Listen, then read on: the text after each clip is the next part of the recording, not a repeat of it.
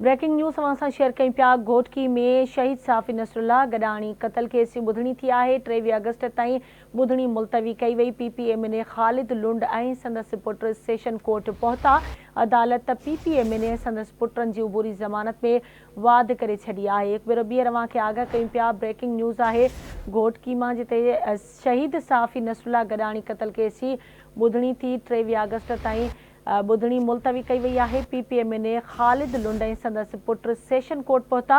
अदालत PPMN संदसि पुटनि जी उबूरी ज़मानत में वाद करे छॾी।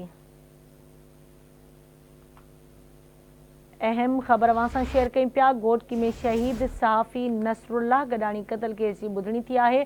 23 अगस्त ताईं ॿुधणी मुलतवी कई वई। PPMN ख़ालिद लुंड ऐं संदसि पुट सेशन कोर्ट पहुता। अदालत PPMN संदसि पुटनि जी उबूरी ज़मानत में वाद करे छॾी।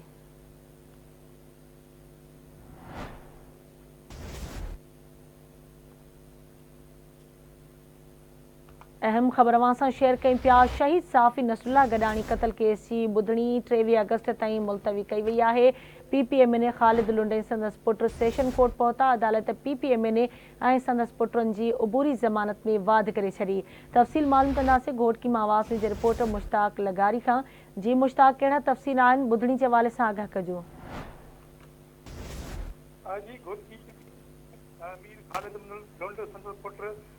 चेयरमैन म्यूनिसिपल कमेटी शाहबाज लुंड शहीद सहाफ़ी नसरुल्लाह गडानी जे क़त्ल केस में समात लाइ घोटकी जी सेशन कोर्ट पहुता, जंहिं सां PPMPA सरदार नाज़र अकमल लगारी बि गॾु शहीद नसरुल्लाह गडानी जी क़त्ल केस जी समात डिस्ट्रिक्ट एंड स्पेशल जज जी अदालत में हलंदड़ केस जी फ़ैज़ा ॾियणु मई अमा पठाणी पिणु जेका आहे उहा कोर्ट में मौजूदु हुई।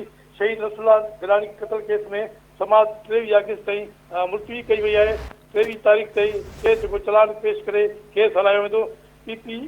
PPMN संदसि पुटनि जी अदालत अपूरी ज़मानत जेका आहे 23 अगस्त ताईं कई वई आहे। मां इहो ॿुधाइजो आहे त जेका आहे 23 अगस्त ताईं मीर ख़ालिद लुंड शाहबाज लुंड जी जेका आहे अपूरी ज़मानत वधाई वई आहे। जी ठीकु आहे, मुंहिंजी महिरबानी मुश्ताक अपडेट करण जे लाइ।